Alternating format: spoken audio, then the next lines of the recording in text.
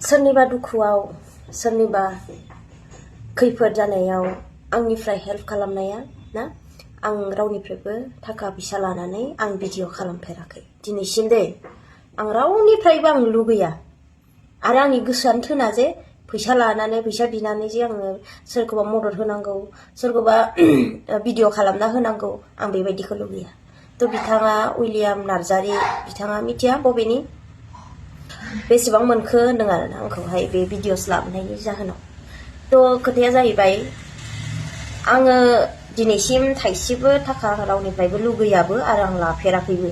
आं बेबायदि सोरखौबा सोरनिबा दुखुआव गोग्लैनाय आं गोबां भिडिअस खालामना होबोबाय आं बेबायदि लुगैफेराबो आरो आं नाङाबो मालायनि खैफोदाव गोग्लैनायाव जों सहायसो होनो नांगौ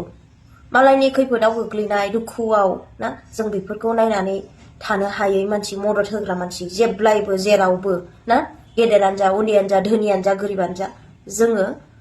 हेल्प होनो जों थियारि नाथाय गोबां मानसिखौनो गोबां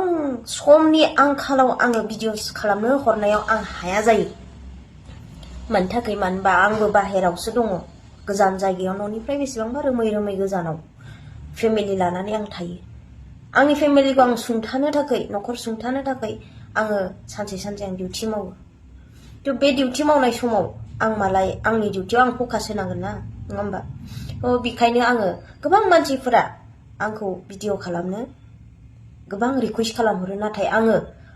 सोरनिबा फुल डिटेल्स मोनैयाव सोरबा क्लियारलि खोन्थाहरनो लानो रोङैयाव आं बांसिनानो खालामनो हाया जायो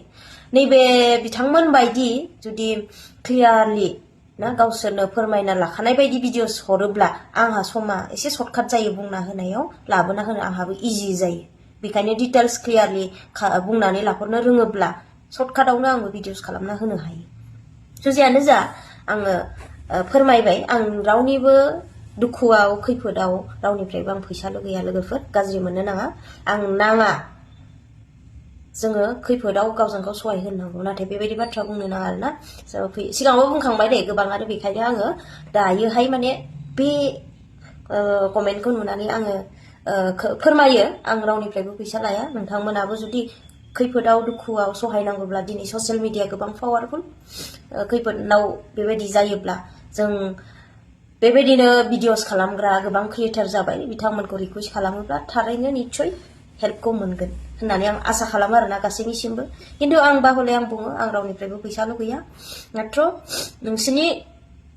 फिउचाराव एबा नोंसिनि जानाय जाथायफोरा प्रब्लेमा सल्भल' जानो नांगौ गासैनियाबो नङा होमबा थ' गोरोन्थि कमेन्ट खालामनो नाङा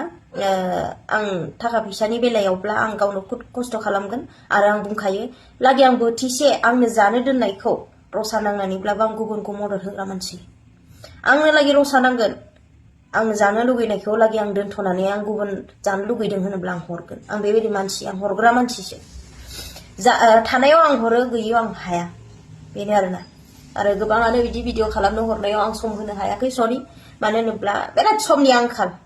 फुङावनो आं सिखारदो फिसाजोखौ देलायहोदो ओंखारहोदो रेडि खालामदो दोनहैदो स्कुल फैदो आरो गोबां मिथिखायो आंखौ आरो आंनाबो डिउटिया नै फुंनि 10टानिफ्राय लानानै डाइरेक्ट 9टा हरनि 9टासिम